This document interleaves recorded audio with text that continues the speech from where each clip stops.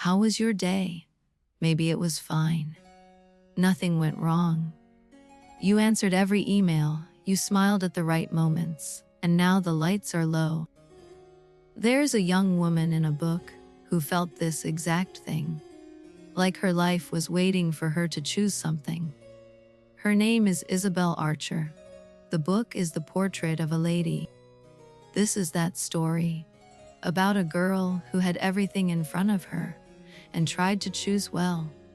You don't need to follow every word.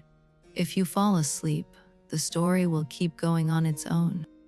We say we want freedom, and then freedom arrives, and we don't quite know what to do with it. Maybe today felt a little like that, a long, slow question with no good answer. This is a book about that quiet, terrible question. What do you do with the life that's actually yours? It's slow. It's gentle. It will not rush you tonight. Every week, one book. The greatest stories ever written, read slowly, with the lights off. No pressure to keep up. Just the story, and a quiet place to land. It's late afternoon at an old English house called Gardencourt. Tea has just been brought out onto the lawn. The river runs slow at the bottom of the garden. Nothing is in a hurry. An old man sits in a wicker chair with a shawl across his knees. That's Mr. Touchett. He made his money in banking. He came over from America years ago, and he never quite went back. His son is leaning on a stick beside him. That's Ralph. He's young, only 32, but he isn't well. His lungs are tired. He smiles anyway, and watches the world like someone who knows he's borrowing it. A third man is with them, broad-shouldered, sandy-haired and tweed. That's Lord Warburton. He owns half the country around them, and he's bored in the way only a kind, lucky man can be. They've been talking about nothing in particular. The kind of conversation people have when there's still light enough for tea, and no real reason to go inside. It's the last hour of an English afternoon. Then a small thing happens. A young woman walks out of the house and onto the lawn. She is alone. She is not announced. She is, in fact, a complete stranger to two of the three men. Her name is Isabel Archer. She has just arrived from Albany, New York, with her aunt, Mrs. Touchett. Until last week, none of these English people knew she existed. None of them know yet what she will become. Ralph notices her first. He sees the way she walks. Not shy, not bold, simply present. His father lifts a hand in welcome. Lord Warburton bows. The afternoon very quietly has shifted. There is a particular kind of person who walks into a room, and the room reorganizes itself around her. That isn't a moral quality. It just happens. And tonight we are watching it happen. We'll stay with this one tonight. The whole novel. Slowly. There are other books on other nights. But this one, Isabel's story, we'll let unfold from beginning to end, right here. Mr. Touchett is delighted. He likes Americans, especially American girls who say what they mean. He takes Isabel's hand in both of his old hands and welcomes her to England as if she were his own. She sits. She accepts a cup of tea. She asks a polite question and then a less polite one. What kind of place is this? What do people do here? And they laugh, because no one has asked them that in years. Ralph, watching her, wants to know everything. Where she came from. How her aunt found her. What she thinks she'll do with all this. He doesn't ask yet. He just files the questions away. Picture, for a moment, the house she came from. A tall old place in Albany, with a sealed front room nobody used, a green door behind the sofa, and an attic full of yellowing books. That was her childhood. Her father was generous, charming, and not very practical. Her mother died when she was small. Her sisters married. She read everything she could find. She made up her mind about most things very young. When her father died, The house was almost empty. She was sitting in the sealed front room with a book on her knee. That was when her aunt found her, and that was when everything changed. Mrs. Touchett is not a sentimental woman. She doesn't soften things. She looked at her niece and offered to take her to Europe. Just like that. Yes or no by Tuesday? Isabel said yes by Sunday. There's a particular kind of yes we say when we have nothing left to lose. It feels like courage, but it's also relief. A door opens, and we walk through it before we can think too hard. They sailed within the month. New York to Liverpool, and then on to England.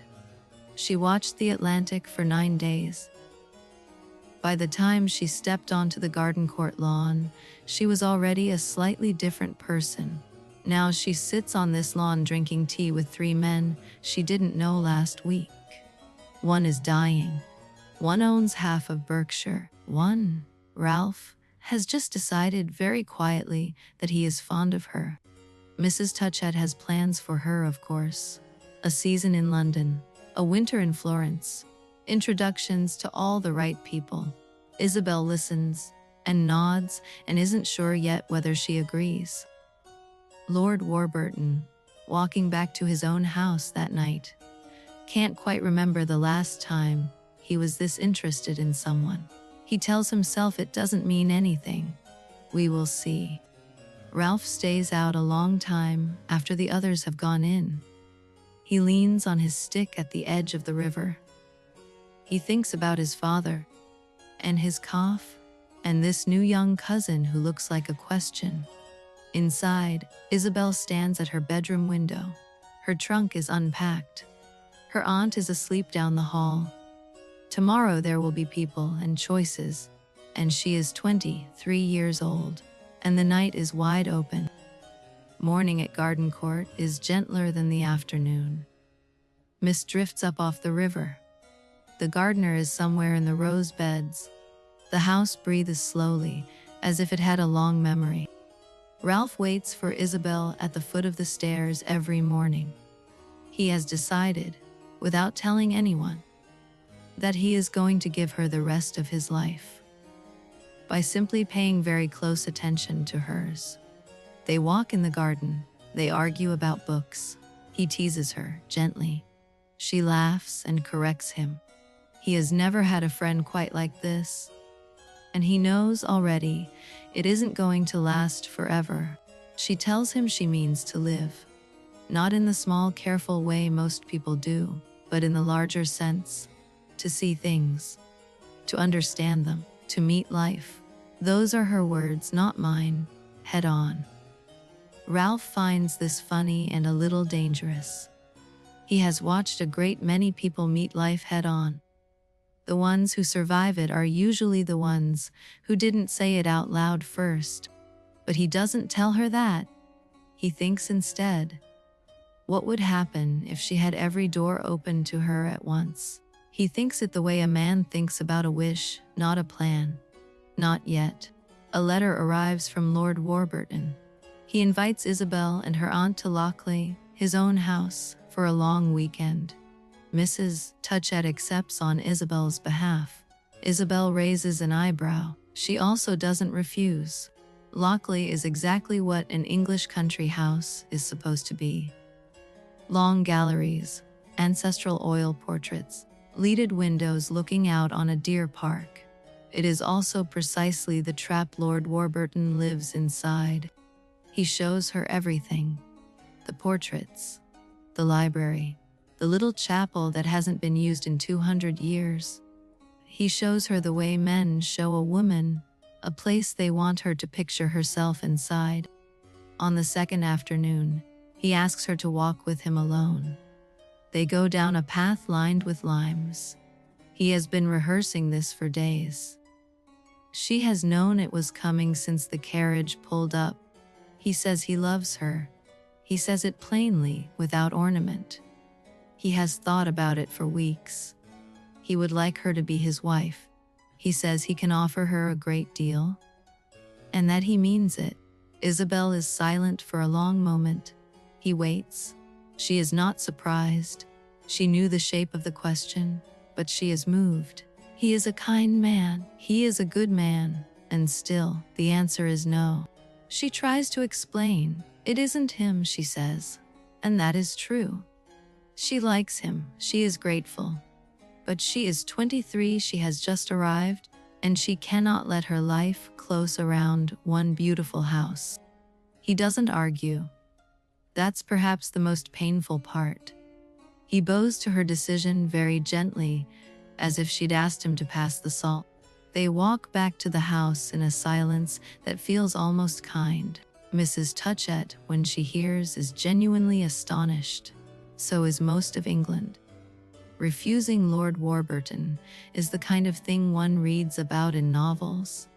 And yet here is a niece of hers actually doing it. Ralph hears the news with a private, unreasonable joy. He hides it well. He says Isabel was right. He says Lockley would have suited her perfectly. And that's exactly why she shouldn't have taken it.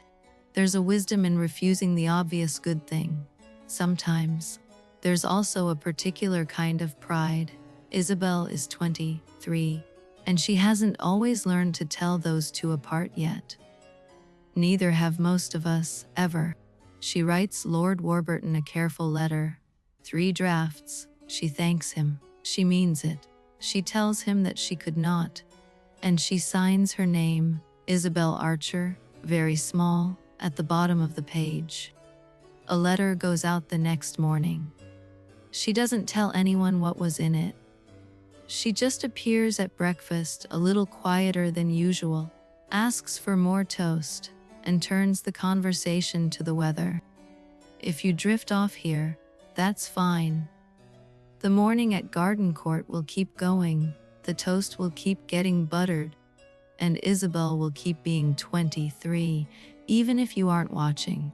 A few days later, another letter comes. This one is from a man called Caspar Goodwood. He is American. He has been in love with Isabel for 2 years. He has crossed the Atlantic to ask her again. Caspar Goodwood is not like Lord Warburton. He is not gentle. He is not patient. He runs a cotton mill in Massachusetts. He has a square jaw and dark eyes that don't blink. When he wants something, he says so. Isabel travels into London with her aunt to meet him at his hotel. The whole way in, she rehearses what she will say. By the time the carriage stops, she has rehearsed herself almost entirely out of saying it.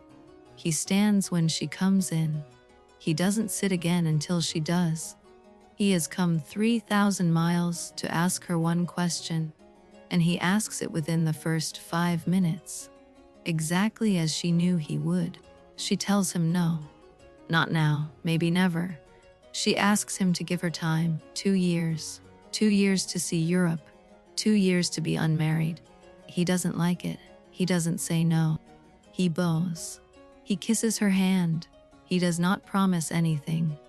He leaves her in the hotel parlor with the coal fire low in the grate, and Isabel sits very still for a long minute after the door closes. She walks back through the lobby in a daze. The doorman tips his hat. London traffic clatters past on wet cobblestones. She has now refused 2 men in 2 weeks, and she has never felt more uncertain in her life. When she gets back to Gardencourt, there is a third visitor waiting. A woman in a sensible navy traveling dress. A small notebook in her hand, a bright direct gaze. That's Henrietta Stackpole, Isabel's oldest American friend. Henrietta is a journalist. She has come to England to write a series of articles. 8 columns at $5 apiece. About the manners and customs of the natives. She is determined not to be impressed. She is, however, a little impressed by Ralph. She thinks he is wasted. She tells him so on the 3rd day, over breakfast, in front of his father. Ralph, to his credit, finds this charming. Henrietta thinks Isabel should marry Caspar Goodwood. Henrietta thinks most things should be more direct than they are. She is the kind of friend who tells you what she thinks and then writes it down accurately. Isabel listens. She does not agree, but she listens. There is something steadying about a friend who isn't romantic about you. Henrietta loves her, and she also tells her when she's being a fool. They sit together in the rose arbor. Henrietta writes, Isabel reads. Bees move in and out of the climbing roses overhead. The English afternoon is quiet around them. It is one of those days you don't notice until later. The sky goes lavender. The shadows lengthen. Isabel glances up from her book and finds her uncle has fallen asleep in his chair on the lawn. The shawl has slipped from his knees. She goes to fix it. Mr. Touchett has been getting worse for weeks. Nobody quite says it. The doctor comes more often. Ralph sits with him longer in the evenings. There is a slow, tactful winter taking hold inside the house. Ralph sits up with him most nights. They talk in low voices about the bank, about old friends, about Isabel. Mr. Touchett is fond of Isabel.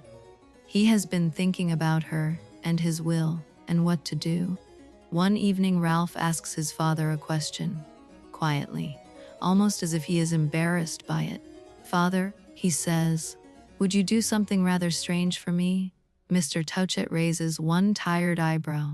Yes. Ralph asks his father to leave half of his own inheritance to Isabel.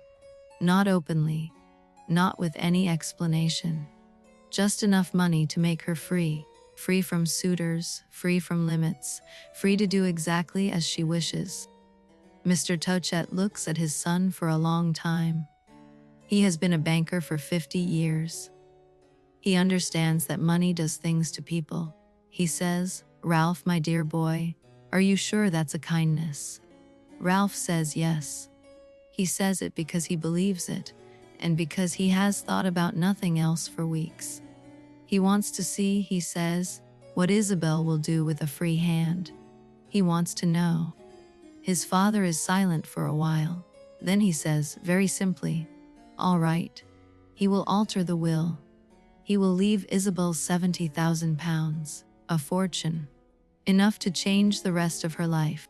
Ralph thanks him. He doesn't say much else.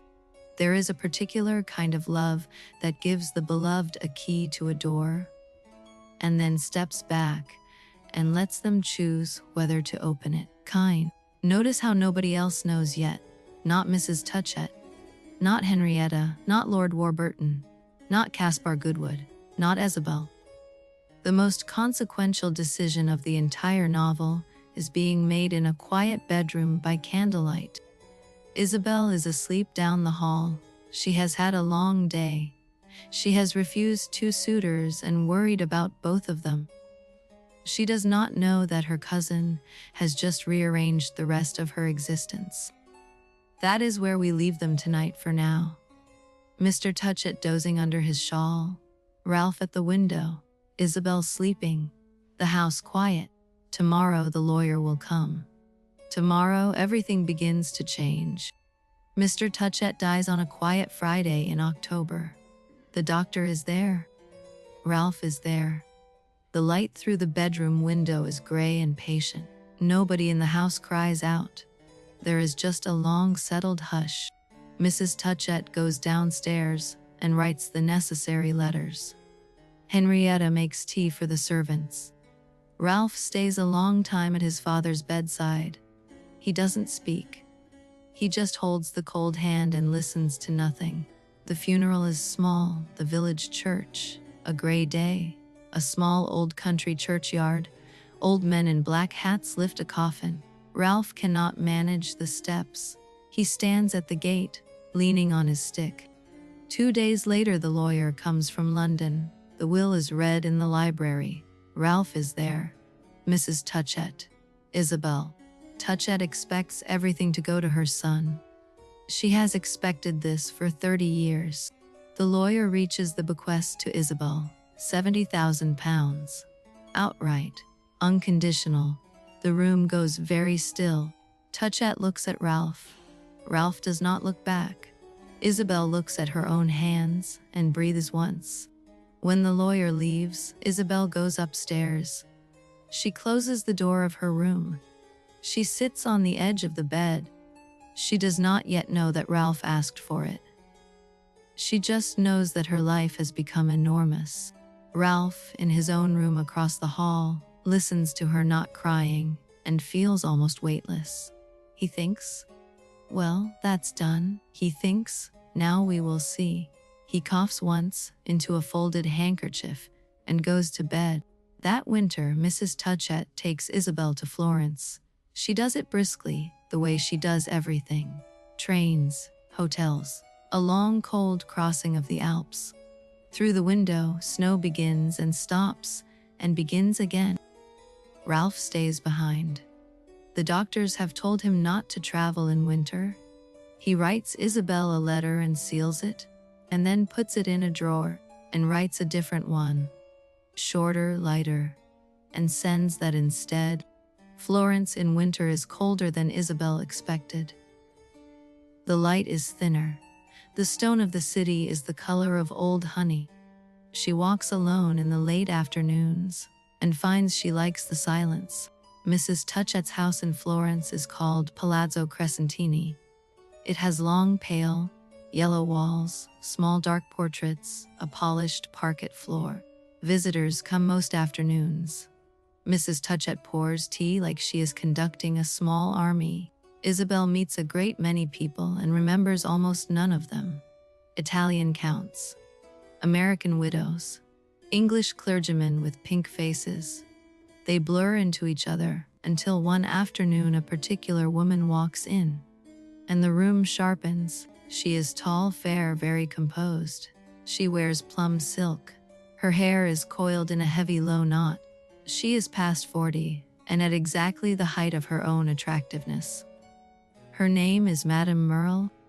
She plays the piano without making a fuss about it. She speaks 4 languages without showing off. She has been everywhere and known everyone. To Isabel, in this winter, in this strange new city, she looks like a finished thing. Isabel is 23, freshly mourned, freshly rich, and very much the kind of person who admires what she does not yet have. She wants to learn from this woman. She wants to be like her. She is wide open. Madame Merle notices. Of course she does. She has noticed many young women in her time, but she also recognizes something in Isabel that she rarely sees. Real freedom and the inheritance to make it real. They become friends. Quickly, the way clever older women and admiring younger ones do. They walk in the gardens of the Cassine. They go to galleries. Madame Merle teaches Isabel how to look at a painting properly. One evening Isabel asks her hesitantly, "Have you ever been married?" Madame Merle is quiet for a moment. "Yes," she says. "He is dead now." She does not say more. Isabel does not press. There is a photograph on the mantel in Madame Merle's small apartment. A young girl, 16 or 17, fair-haired, standing in a convent garden. Isabel asks who it is. Madame Merle says, "A friend's child." Then she changes the subject. "If you drift off here, that's fine." Florence is keeping its winter quiet. The photograph is staying on the mantel, and Madame Merle is keeping her secrets, just as she has done for years. Madame Merle has lived in Italy for 20 years. She has no money of her own. She lives in a quiet, skillful way, on the goodwill of the people who keep inviting her to stay. It is an art. She is exceptional at it. She has friends in every city. She knows which marquise has the best cook in Rome. She knows which English family has the best garden in Tuscany. She is, in her quiet way, the most useful woman in international society. She tells Isabel one evening, "There is no such thing as an isolated person. We are all the products of our houses, our clothes, our friends, the rooms we sit in." Isabel disagrees. They argue gently. Madame Merle smiles. Years later, Isabel will remember that conversation. Years later, she will understand it differently. But tonight, in this winter, she just thinks she has met a brilliant woman, and she is grateful for the company. One morning, Madame Merle says, "There is someone you should meet. He lives outside the city, a Mr. Osmond, very particular, very private. He won't bother to be charming," she warns. "He doesn't bother for most people." Isabel asks who he is. Madame Merle pauses, then says, "An American like us, lived here forever, collects beautiful things, has a daughter at a convent. He's a kind of monk of taste," she says. "You'll see." They climb the long road up into the hills. The carriage passes olive terraces and stone walls. At the top, a wide gateway opens onto a stone-paved courtyard. A tall, narrow house. A door already standing slightly open. Inside is cool and dim. The walls are thick. There is a long stone-walled drawing room with dim Renaissance paintings hung carefully at exact intervals. A single tall blue and white Chinese vase on a marble plinth. A man stands by the window, slim, olive-skinned, a short dark beard, very neat, a black velvet smoking jacket. He turns slowly. He does not bow. He simply looks at Isabel. That is Gilbert Osmond. He greets Madame Merle. He greets Isabel. He shows them his garden. He shows them 3 small bronzes on a side table. He explains where each one was made. He never raises his voice. He never has to. Isabel finds him strange and fascinating. He is not a man who flatters. He is not a man who entertains. He simply opens a small door inside his life and lets you look in, and immediately you want to see more. He takes them out onto the terrace. The whole of Florence is laid out below, red rooftops and the dome of the Duomo, and the slow Arno glinting in the distance. He says, "This is my view," as if the city were a possession. A small voice says, "Good afternoon." They turn. A girl is standing in the open French doors. 16, fair-haired, in a high-necked cream muslin dress with a narrow blue ribbon at the waist. Hands folded primly. That's Pansy. She has been living at a convent outside the city. She has come home for the afternoon to meet the visitors. She curtsies. She does not speak unless asked. She is, in every visible way, exactly what her father has made her. Isabel, watching her, feels something tender and a little uneasy. The girl is sweet. The girl is also, very obviously, a little sculpted. Madame Merle says quietly, "Pansy is her father's masterpiece." Osmond hears. He smiles. They stay for tea. Pansy pours. She does it perfectly. Not a drop on the saucer. Not a sound from the spout. When Isabel thanks her, she lowers her eyes and says, "It is my pleasure, Miss Archer."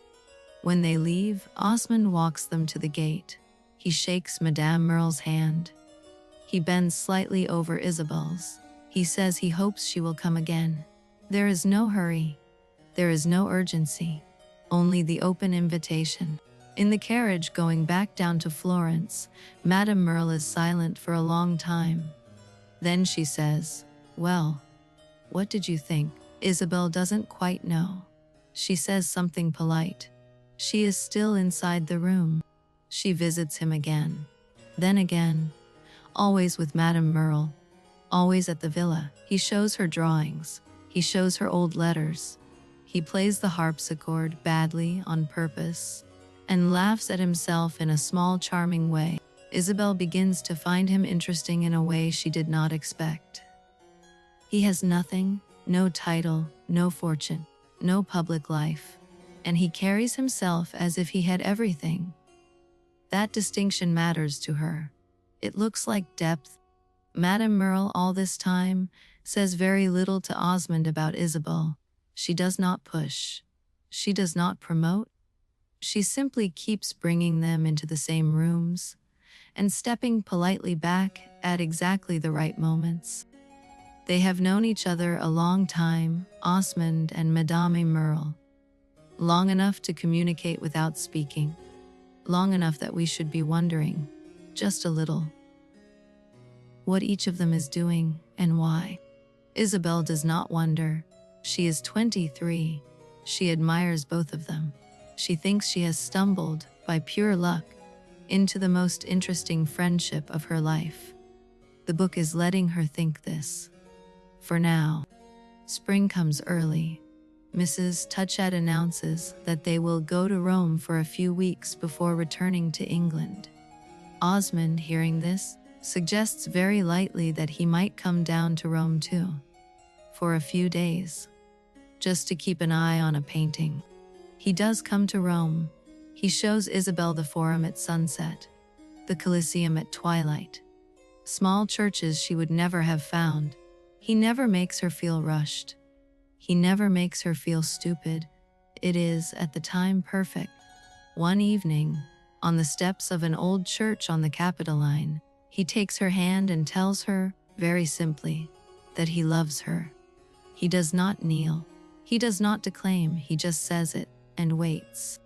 She says nothing for a long moment.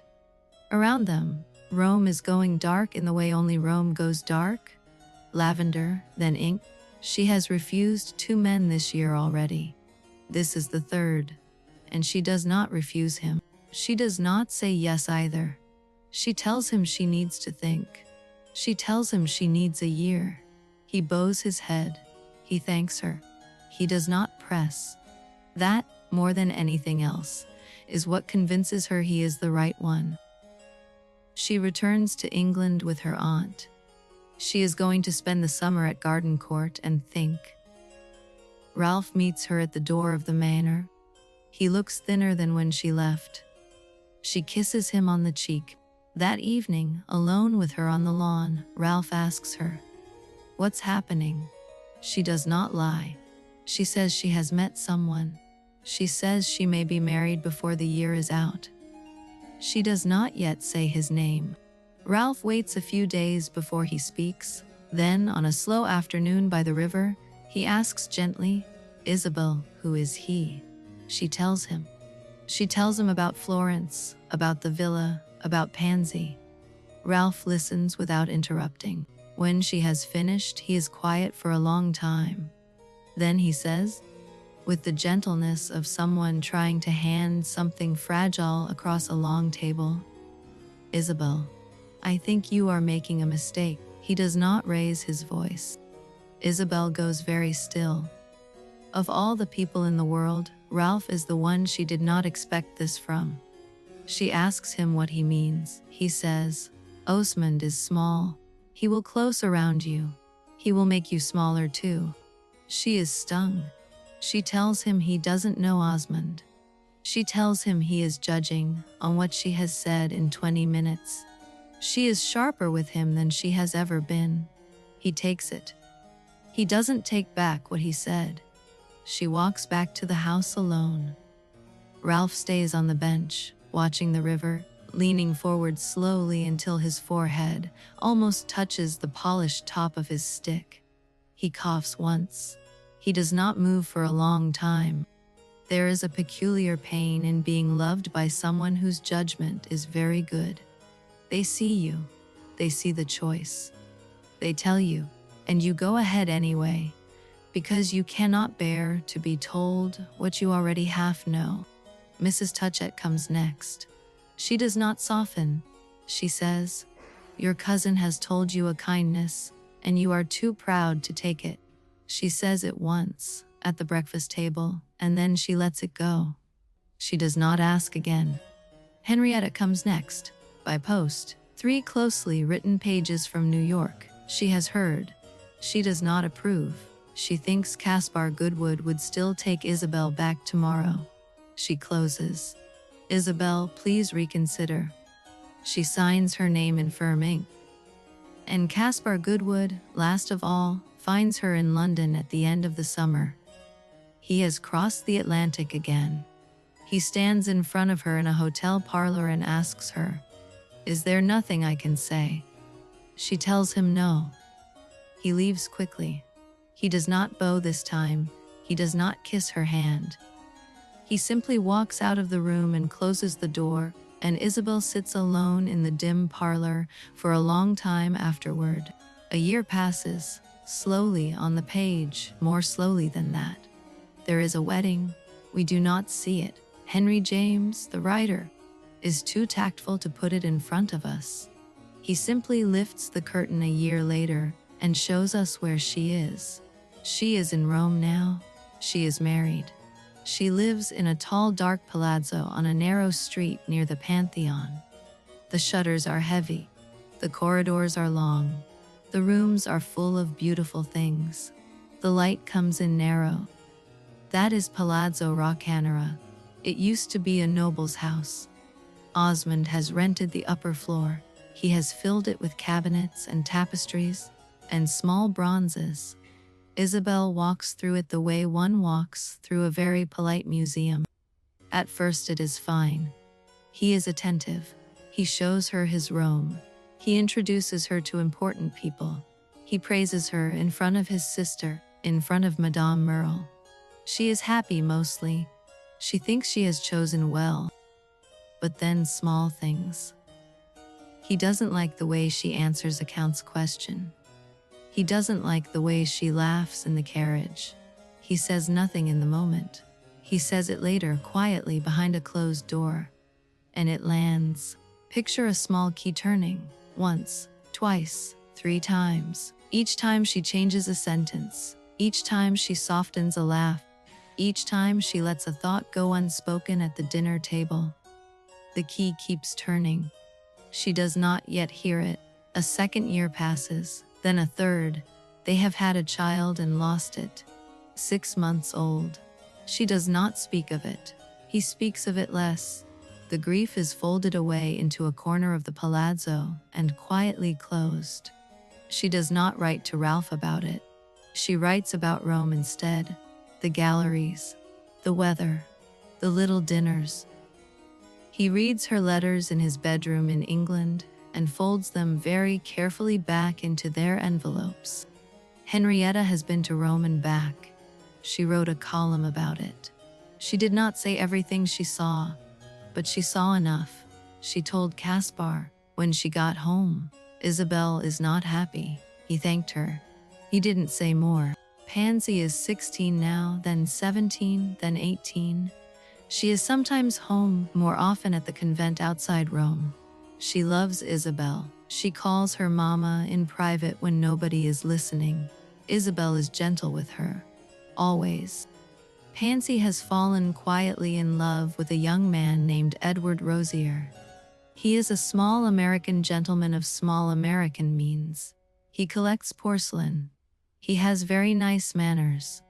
Osmond does not consider him remotely sufficient. Edward Rosier is told very politely that he need not come to the palazzo again. Pansy does not cry where anyone can see her.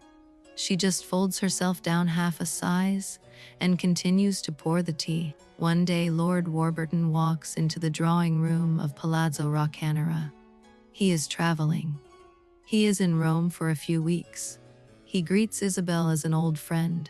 He greets Osmond politely. He looks at Pansy carefully. Osmond notices. Osmond's mind moves quickly. Lord Warburton, title, fortune, deer park, would be an excellent match for Pansy. An excellent match for him. He says nothing yet. He simply begins to invite Lord Warburton to stay. This is why we read these books at night. For the part that still holds. For the slow, careful patience of a story that lets us see, very gently, what the people inside it cannot quite see yet. Lord Warburton, in Rome, is not the same man Isabel refused on a lime tree path 5 years earlier. He is older, quieter, a little more uncertain about what he wants. He is also, Isabel realizes with a small private sorrow, kind to Pansy. He admires Pansy. He calls on her. He sends flowers. He asks Isabel in private whether the girl might like him. He is shy about it. He is uncertain. He has not done this before. He is asking Isabel as a kind of friend. Isabel listens. She sees a great many things at once. She sees an English lord trying to be honest. She sees a young girl with no protection except hers. She sees a husband somewhere down the corridor, calculating very slowly. Osmond corners her that evening in her dressing room. He is not angry. He is precise.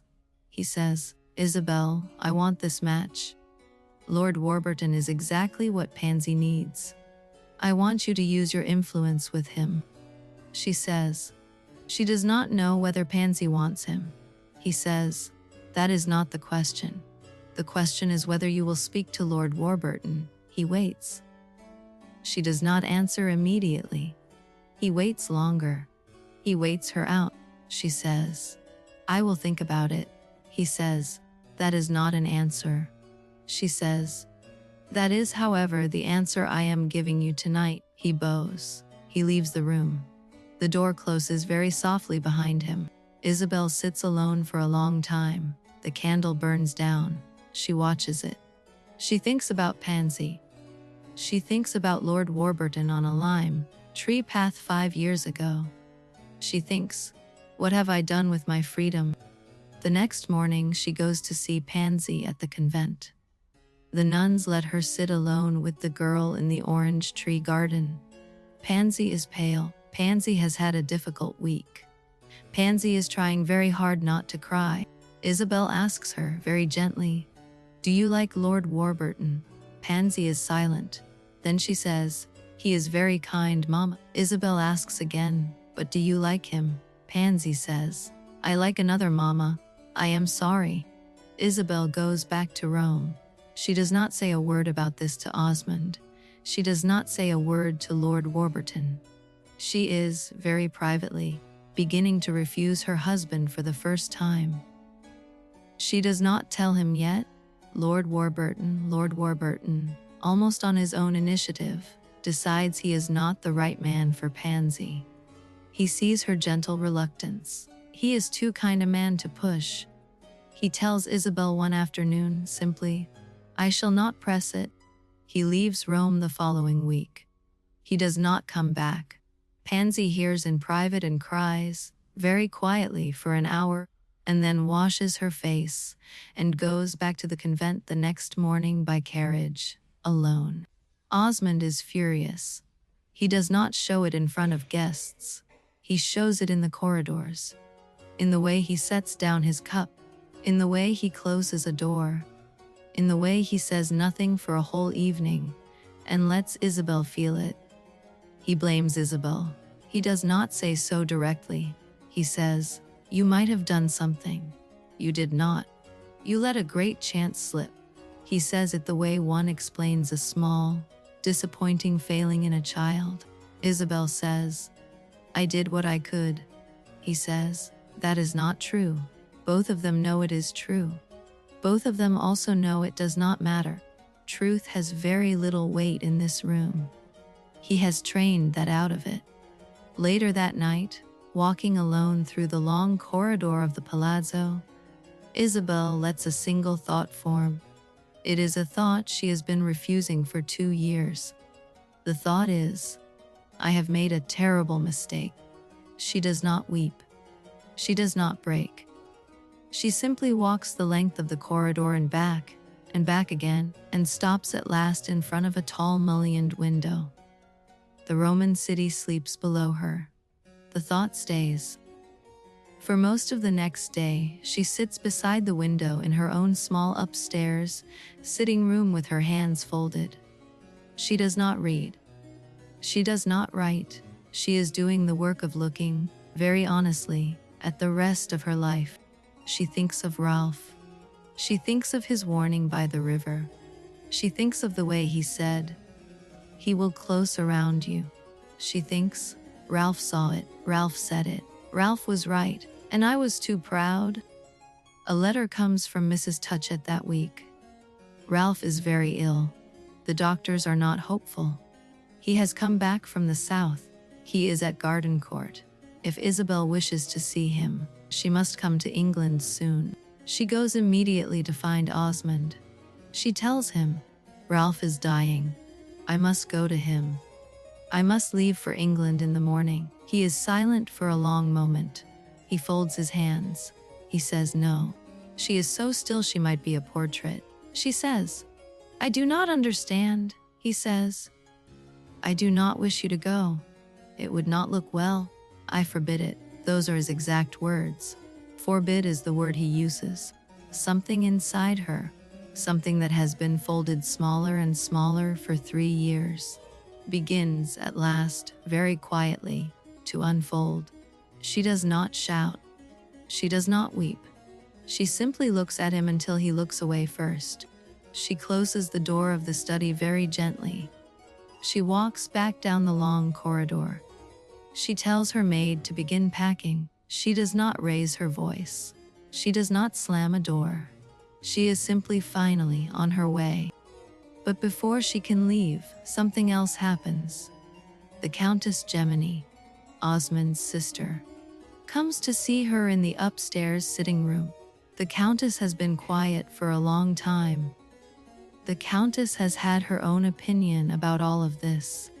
The Countess says, I have something to tell you. She says it the way one apologizes for something that was never one's fault, but which one has carried for too many years. She says, sit down, please, this will hurt. She tells Isabel about Pansy. Pansy is not the daughter of Osmond's first wife. Pansy is the daughter of Osmond and Madame Merle. They had her in secret. The first wife took the credit. Then the first wife died. The arrangement held. There is more. The Countess tells her, Madame Merle did this, Isabel. Madame Merle picked you. Madame Merle wanted Pansy provided for. Madame Merle gave you to my brother. The whole friendship, the whole introduction, was a design. When the Countess has finished, the room is very quiet. Isabel does not say anything. Her marriage was a design.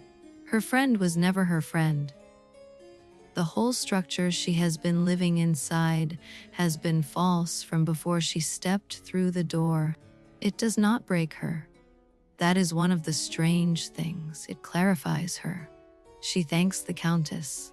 She kisses her very gently. She says, I am leaving for England in the morning. Now I know everything I needed to know. She leaves the next morning at first light. A small carriage, a small valise. The Roman city still asleep. The dove, gray wool cloak pulled close around her. She does not look back at the palazzo as the carriage turns the corner, but she stops on the way to the station at the convent. She wants to see Pansy first. She wants to see the girl alone, before this country, and this name close around her completely. She owes her that much. Pansy comes down to meet her, pale, composed, hands folded. Isabel takes her into the cloister garden. They sit on a low stone bench. Pansy says, very quietly, Papa wants me to stay here. He says I shall stay until I am wiser. Isabel takes the girl's hand. She says, I will come back for you. I promise you I will come back, whatever happens. Pansy looks up. She does not quite believe her. She says, yes, Mama, and folds her hands again. As Isabel turns to go, a figure appears at the far end of the cloister walk. Tall, fair-haired, in plum silk, it is Madame Merle. She has come to visit Pansy. She has not yet seen Isabel. The morning very quietly has narrowed. They meet halfway down the cloister. They are alone. The orange trees are still. Madame Merle's face changes, only a little, only at the corners of her mouth. She says, lightly, Isabel, I did not expect to see you here. Isabel looks at her for a long moment.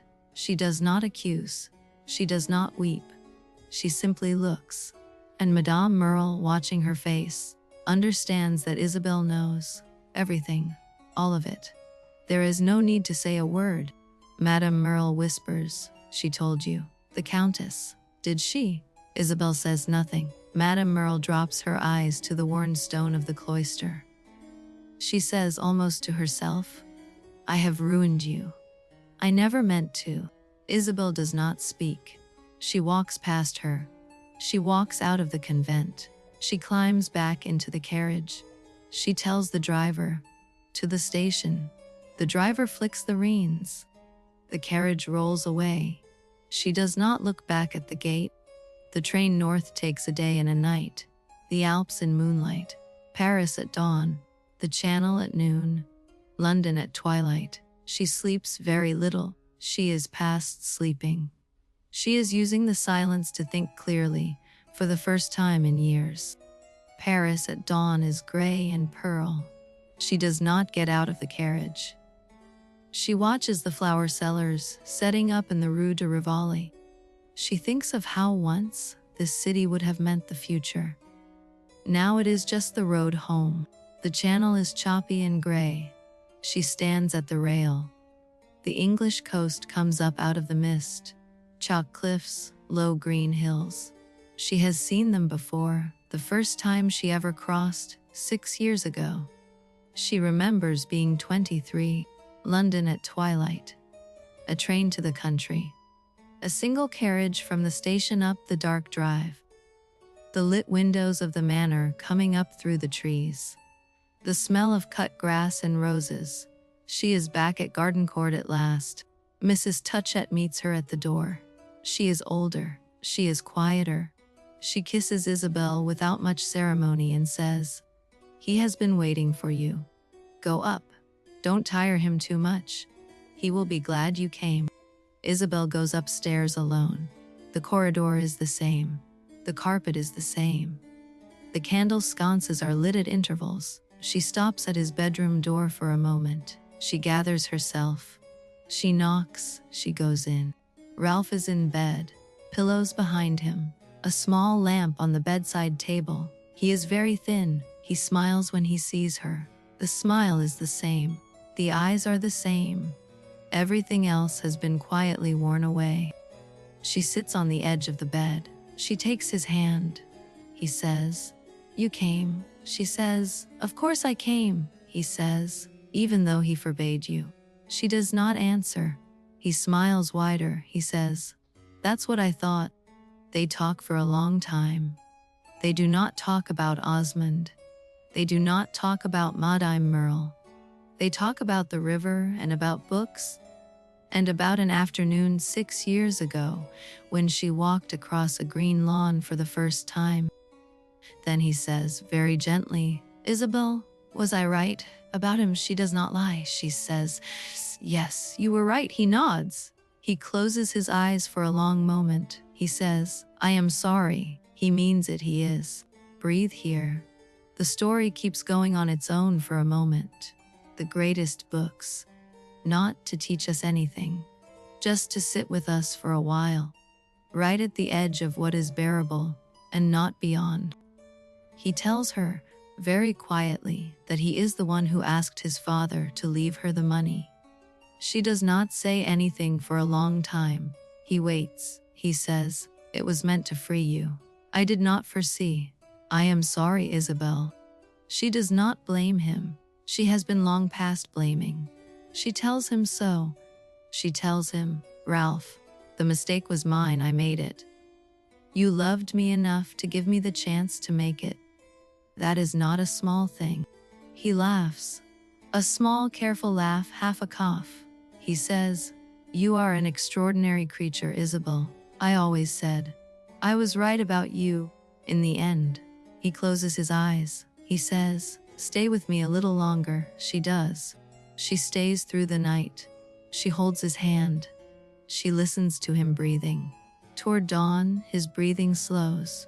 He does not wake again. He goes very quietly, the way his father went, in a house he loved, in a country he chose. She does not weep at the bedside. She kisses his forehead. She closes his eyes. She goes to the window and opens the curtain. The lawn is gray and shining with dew. The river is silver in the early light. Birds are beginning to call. The funeral is on a gray English morning, 3 days later. The same village church, the same lych gate, the same churchyard where his father lies. They lower him into the earth beside the older grave. The rain holds off, just barely. Henrietta is there. She crossed the Atlantic when she heard. She does not lecture Isabel. She does not press a question. She simply stands beside her at the grave and squeezes her hand and walks back with her along the lane. Caspar Goodwood is also there. He traveled with Henrietta. He stands at a distance through the funeral. He does not approach Isabel until the others have gone back to the house. Then he steps out from beneath a yew tree and says her name. He follows her back to Gardencourt. He waits in the garden until she comes out alone in the late afternoon. He has been waiting a long time for this moment. He has crossed an ocean for it. He is not going to waste it. She comes down the path alone. She has needed air. She has needed the green. He steps out from the rose arbor. She does not start. She has half known he was waiting. She stops on the path and waits to hear what he has to say. He says, "Isabel." He knows everything now. He says he knows about Osmond. He says he knows what kind of life she has been living. He says, "Leave him. Come with me, tonight, to America. I will look after you." He takes her hands. He pulls her closer. He kisses her, once hard like a wave breaking on a shore. It is the only kiss in the whole novel. Henry James puts it there very deliberately. It is meant to overwhelm. She breaks away. She does not slap him. She does not weep. She steps back 2 steps. She says quietly, "Please go." He says, "Isabel." She says, "Please, go now." He stands a long moment. Then he goes. She stands alone on the path for a long time after he is gone. She is shaking, only a little. The kiss almost worked. The offer almost worked. A different woman would have gone with him. Henrietta probably hoped she would. But Isabel has not refused him because she does not love him. She has refused him because she has, at last, made her own choice. And she will not have it remade for her, even by a man who means well. Even tonight, that night in her old bedroom upstairs, she writes one short letter to Caspar. Kind, firm, final. She writes one short letter to Pansy, promising again. She does not write to Osmond. He does not need a letter. He needs only her return. Henrietta finds her early the next morning. Isabel has her traveling cloak on. Her valise is packed. Henrietta stands in the doorway of the bedroom and looks at her for a long, careful moment. Then she says just once, "Isabel." "Why?" Isabel says, "Because there is a child. Because I promised her. Because I was the one who walked through that door. Because I am the only one who can keep my word now." She says it without drama. She says it like a fact. Henrietta does not argue. She knows Isabel by now. She kisses her on both cheeks. She says, "Write to me. Often. From wherever you are." Then she turns and goes downstairs to order the carriage. She will see Isabel onto the train herself. They drive together to the village station. The morning is clear. The hedges are heavy with summer. Henrietta does not speak much in the carriage. Isabel does not speak much either. There is nothing to say that would help. There is nothing more to plan. At the station, Isabel boards the train. She does not turn at the door of the compartment. She just lifts her hand briefly in a small wave to Henrietta on the platform. The whistle blows. The train pulls out. The platform falls behind. She is going back to Rome. She is going back to her husband. She is going back to a marriage that has hurt her in order to keep a promise to a girl who has nobody else. That is the last thing she will do for love. She knows it. The train crosses London. The train reaches the coast. She boards a small steamer. The cabin is wood-paneled. A brass-rimmed porthole. A swinging oil lamp. A single iron-framed berth with white linen. She takes off her hat. She lies down. She breathes. She does not sleep well. The sea is steady. She thinks of Pansy, of the cloister, of a small voice saying "Mama." She thinks of the orange trees. She thinks, I will get her out, not tonight. But somehow, she thinks, I will keep this promise. The crossing takes a day. The train across France takes another. The train down into Italy takes another. She watches the Alps in moonlight. Again, the way she watched them 6 years ago. Only this time, going the other way, Florence at midnight. The train does not stop long, the Duomo lit faintly under a cold sky. Then on, then south, then the long slow flatlands, then, before dawn, the unmistakable shape of the Roman Campagna out the window, and a single early bell. She arrives at the Roman station at dawn. The light is the color of pale apricot. The streets are empty. A single carriage waits. She gives the address. She climbs in. She is going home, though that is not the right word for it anymore. The carriage stops at the door of Palazzo Roccanera. The driver lifts down her valise. She pays him. She steps onto the worn stone of the threshold. She looks up once at the tall shuttered windows. She rings the bell. A servant opens the door. He bows. He does not say anything except, Madam. He takes her cloak. The corridor inside is the same. The marble floor is the same. The heavy crimson drapes are the same. She is the only thing that has changed. She goes upstairs. She does not go to her husband first. She goes to her own small sitting room. She sits down at the writing desk. She opens a fresh sheet of paper. She writes the date at the top. Then a single word, Pansy. She begins to write to the girl at the convent. She writes that she has come back. She writes that she will come for her in the autumn. She writes that everything will be different now. She seals the letter. She rings for the servant.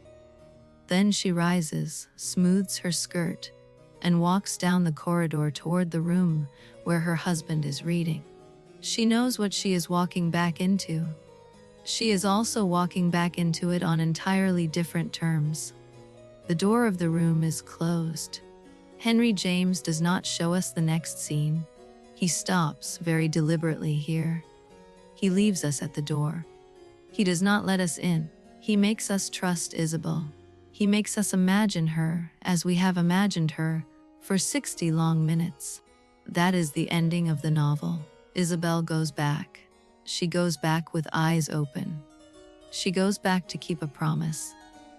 She goes back as a different person from the girl who first walked across an English lawn.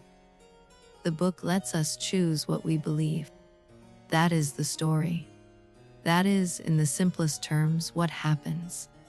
Now, with the rest of our hour, let me tell you the man who wrote it, the world he lived in, and why this small, quiet book has lasted for almost 150 years.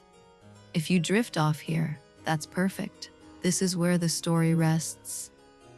The novel is finished. You can stay or you can sleep. The next part is just for company. Henry James was born in New York in 1843, the middle of the 19th century, a few weeks after his older brother William, who would become a famous philosopher.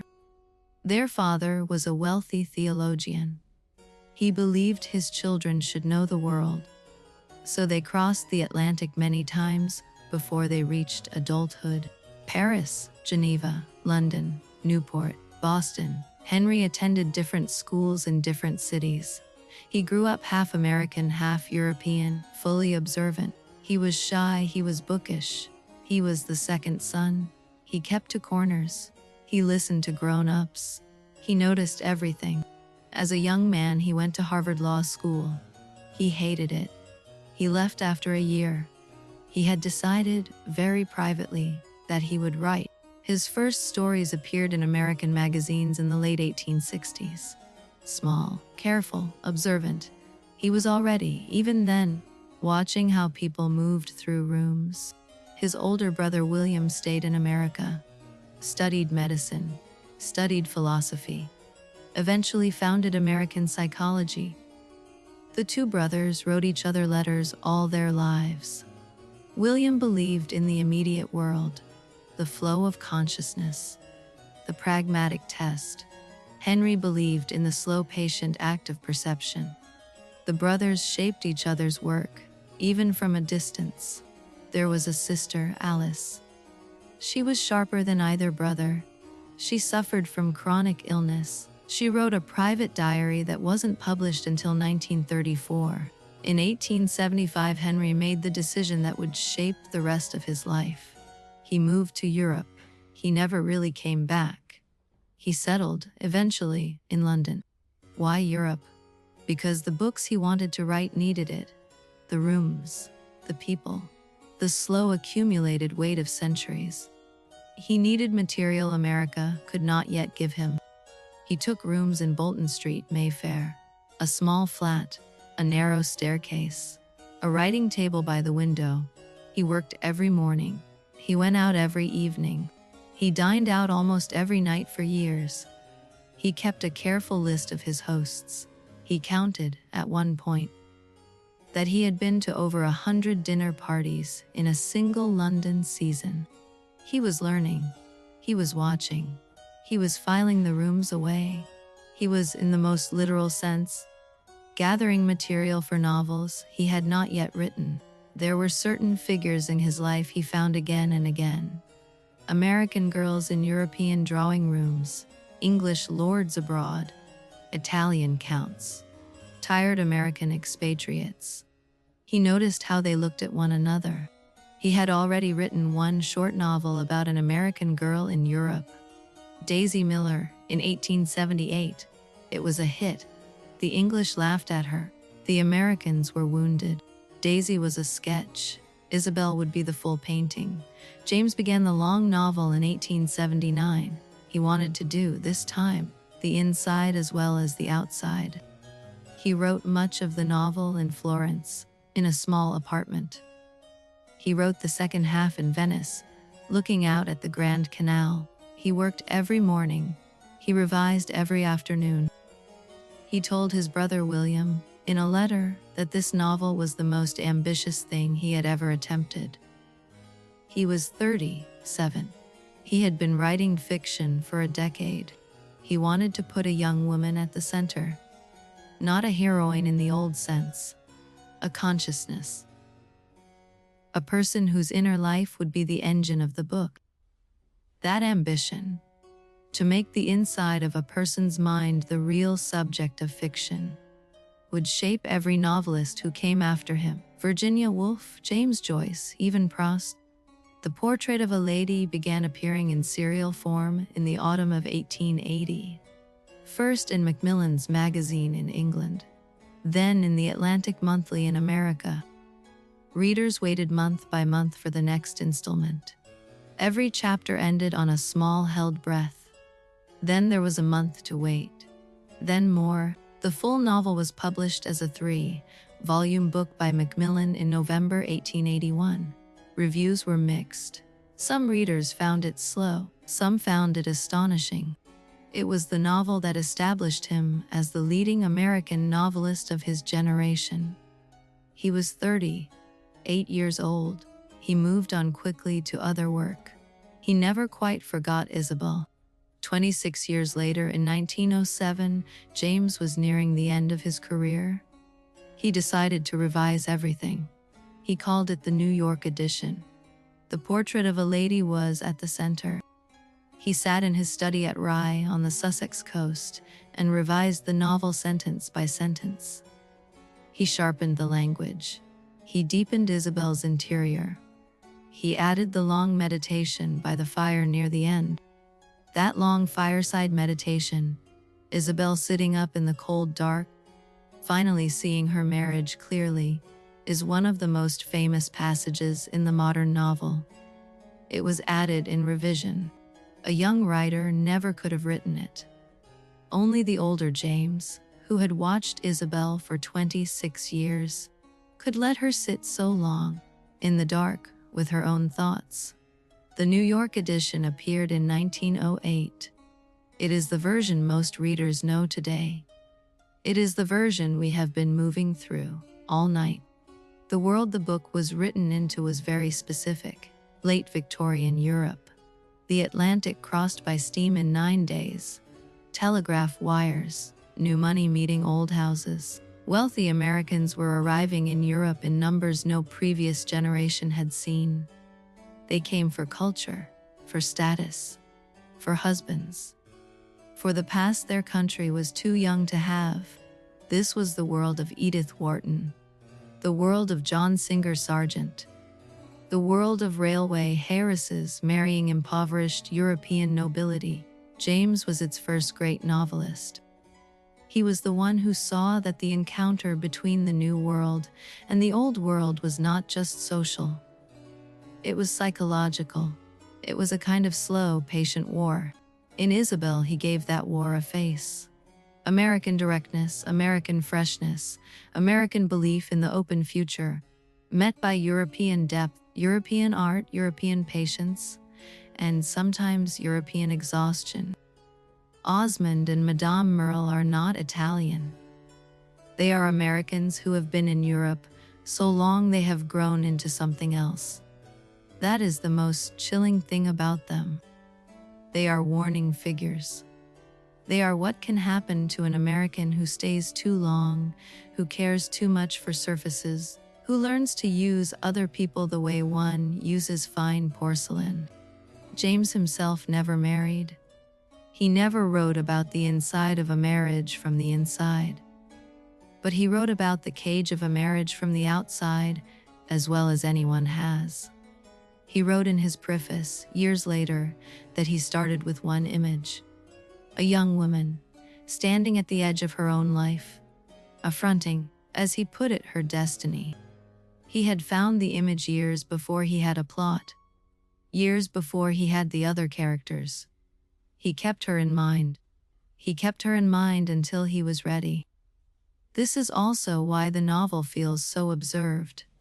He had been looking at his Isabel for years before she stepped onto the page. He had been waiting for her, the way Ralph waited. There is a strange tenderness in this. The author loved his character. He let her make a terrible mistake. He let her live with it. He did not rescue her at the end. That refusal to rescue is one of the things modern readers respond to most strongly. It does not feel like a Victorian ending. It feels like the books that came after. It feels like our century. James kept writing. He wrote The Bostonians. He wrote The Princess Casamassima. He wrote The Wings of the Dove and The Ambassadors and The Golden Bowl in his great late phase. He became a British citizen in 1915, the year before his death. He had lived in Britain for 40 years. He felt he owed his adopted country a small final gesture. He died in London in February 1916, at the age of 72. The First World War was on. He was buried in Cambridge, Massachusetts, beside his parents. His brother William was already dead. He left a long shelf of novels and stories behind him. 22 novels. More than 100 short stories. A great deal of criticism. Letters in the thousands. Of all of this, The Portrait of a Lady is the most read. It is the one most assigned in universities. It is the one most often filmed. It is, by general consent, the great middle masterpiece. It is the book through which most modern readers meet him. It is the one I would give a friend who has never read him. It is, in some way, the doorway to all the rest. Henry James shaped the novel that came after him. He showed other writers that the inside of a person could carry the whole weight of the book. They listened. Virginia Woolf read him as a young woman. She wrote about him often, the way she lets a single afternoon hold an entire life. That is partly James, taken further. James Joyce read him too, less openly. The slow inward unfolding of The Dead, that small Irish Christmas dinner that becomes a whole life. That is also James in another shape. Edith Wharton was his close friend. She lived in Paris. She wrote her own American Girls in Europe. The Age of Innocence. The House of Mirth. Both are James's daughters. Marcel Proust. In Paris. Read James in translation. The careful, slow unfolding of social rooms. Who is in love with whom? Who knows it? Who pretends not to? Proust took farther. James opened the door. Without James, modern fiction is hard to picture. Without him, no Mrs. Dalloway. No Lily Bart, no Marcel, no atonement, no we need to talk about Kevin. The line is long. But the most direct legacy is the figure of Isabel herself. The bright young woman who walks into the world, makes the wrong choice, and lives afterward inside that choice with eyes open. She turns up again and again in later fiction. Lily Bart in The House of Mirth, Newland Archer's wife in The Age of Innocence, Maggie Verver, James's own creation in The Golden Bowl. She turns up in films, in plays, in essays. Every generation of women readers seems to find her again, and to argue with her again, and to recognize her again, somewhere in themselves. There were stage adaptations during James's own lifetime. He sometimes worked on them himself. He had a difficult, unhappy relationship with the theater. The novels worked better on the page. Television came to him in the 1960s and 1970s. The BBC made The Portrait of a Lady as a long, careful serial. Richard Chamberlain played Ralph, Suzanne Nive played Isabel. Then in 1996, the New Zealand director Jane Campion made the film that most modern viewers know. Nicole Kidman played Isabel. John Malkovich played Osmond. Barbara Hershey played Madame Merle. Campion was not a literal adapter. She was a strange, intuitive, deeply female reader. She read the book as a study of how a woman is slowly closed in by other people's gaze. The film is dark. It is uncomfortable. It is not always faithful.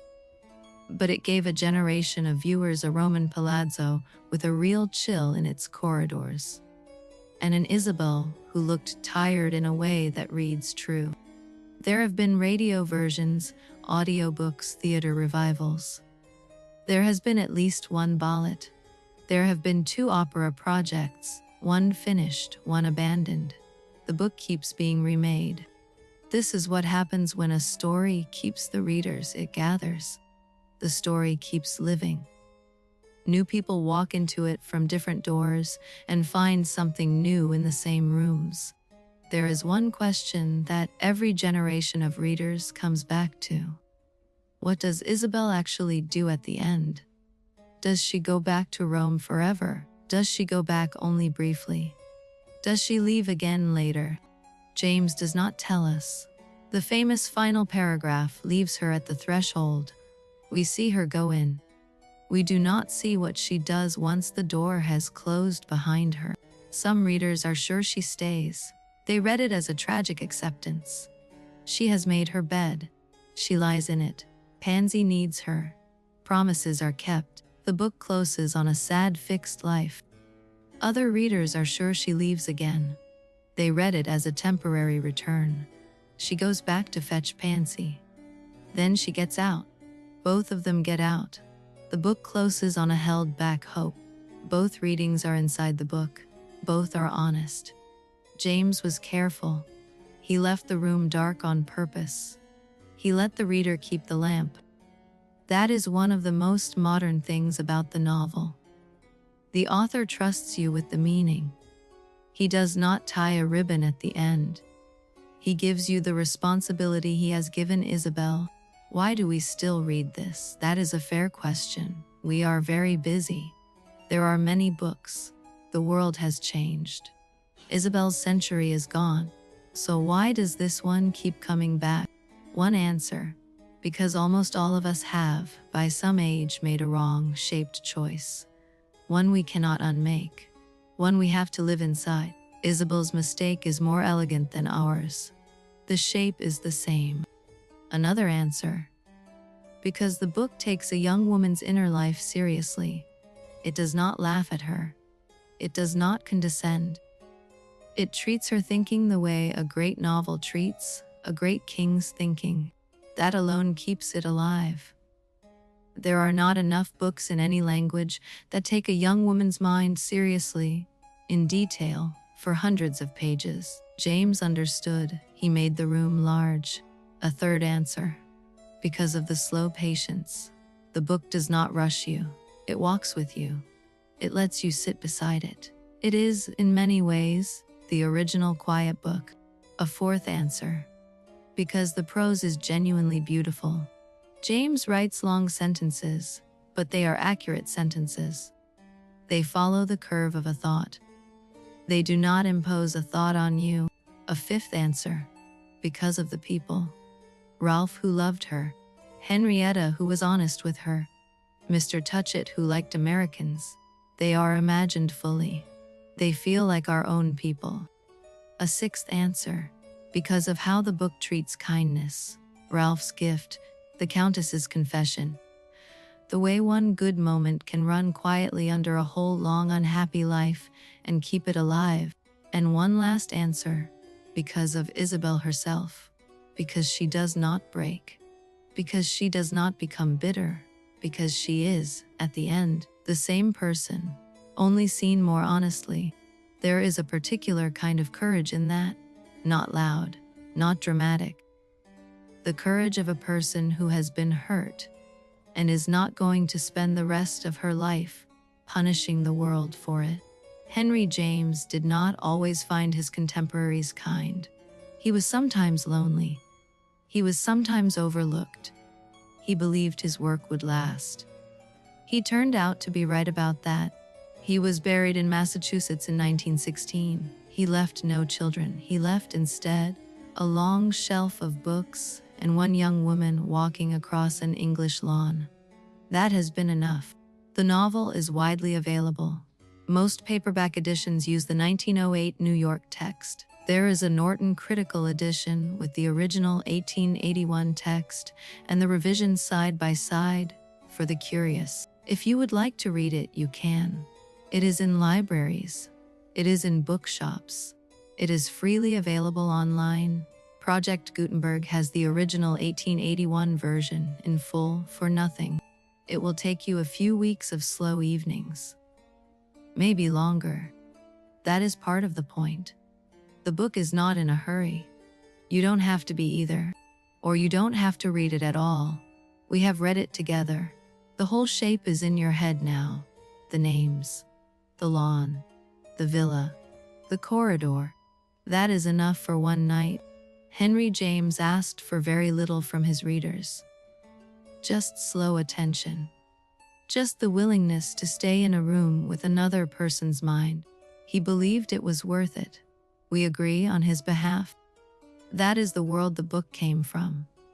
That is the company it has kept since. We are about to leave it. There are only a few minutes left. We will lower the lights now. We began on a green lawn in the late afternoon. A wicker tea table. A long slow river. 3 men waiting for a girl they had not yet met. That was a long time ago in our hour. It was also yesterday. Both are true at once. That is what books like this do. We watched a young woman walk across that lawn. We watched her say no to 2 good men. We watched her say yes to 1 wrong one. We watched her live with that for years. We watched her find out. We watched her go back. We watched her keep her own word. That is the whole of the portrait of a lady. That is what we are leaving behind tonight. A young woman who chose. A young woman who stayed. Henry James left her at the threshold. He did not say what came next. We do not have to either. Some of you have been awake the whole hour. Some of you fell asleep around the train to Florence. Both are right. There is no test. There is no homework. We are not measuring anything. We are just keeping you company while you settle. Ralph is still on the lawn at Gardencourt, leaning on his stick, watching the river. He always will be. That is what books are for. Mr. Touchett is still in his wicker chair on the lawn. The shawl is still across his knees. The afternoon is still warm. Henrietta is still writing in her notebook. Lord Warburton is still walking down a path between limes. Pansy is still folding her hands. Madame Merle is at her piano. Caspar Goodwood is on a steamer. Osmond is in his villa, arranging small bronzes. They are all still there. They will be there tomorrow. They will be there in a year. They are kept inside the cover. It is a kind of safety. To know they are still there. To know we can come back to them. Like a place we have been. You may not remember most of the details. That's all right. You will remember the lawn. You will remember the river. You will remember a young woman walking out into the open afternoon. That is what stays. That is what the book gives you. You don't need to do anything with that. Just hold it for a minute. Just let it sit beside you in the dark. Tomorrow you will get up. You will go to work. You will answer emails. The day will arrive in its usual shape, but somewhere underneath it, a green lawn will still be there. A young woman will still be walking. That stays. A great book is a small permanence. It does not undo your day, but it shifts something underneath it, just a little. That is the whole exchange. The book gives you a small permanence. You give it a slow attention, both small, both real. We have been doing this together for almost an hour. The lights are very low now. The room is very still. If tonight helped even a little, subscribe. Next week, another book. We will be here. Same voice, same lamp, same hour, different book, different lawn, different young woman perhaps, or perhaps an old man. We will see. For now, this one. For now, Isabel. For now, the lawn at Gardencourt, holding still in the late light. The book is closing now. The pages are folding back together. The story is settling into the dark. The book will still be here tomorrow, so will we. Sleep well. Next time, something darker, a castle on a colder coast. A different kind of quiet. Bring your night. Good night, Isabel. Good night, Ralph. Good night, Gardencourt. Good night, English afternoon. The lights are very low now. There is nothing left to do. The room is quiet. The book is closed. The night is wide. You can let the day go now. You can let it all go. We are still here. We will be here when you wake. Good night.